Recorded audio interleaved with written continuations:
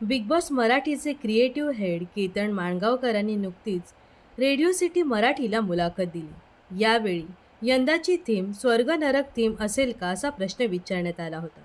यावर त्यांनी नेमका काय खुलासा केला, कोणते सिक्रेट रिव्हील केलंय, हे या व्हिडिओमधून जाणून घेऊया. केतन माणगावकर म्हणाले, नाही असं काहीच नाही. पहिला टीजर आला होता त्यामध्ये तुम्ही पाहिलं असेल, एक दार उघडलं होतं.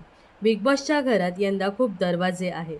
पहिल्या टीजरनंतर जो रितेश सरांचा प्रोमो आला होता त्यामध्ये सुद्धा त्यांनी म्हटलंय की दार उघडणार आणि गेम पलटणार. मी सुद्धा हेच म्हणेन. यावेळी बिग बॉसच्या घरात तुम्हाला काहीतरी वेगळं पाहायला मिळेल.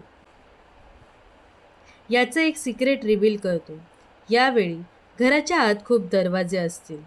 आता ते दरवाजे किती असतील, नेमकं काय असेल ते रितेश सरांच्या पुढच्या प्रोमोमध्ये तुम्हाला कळेल.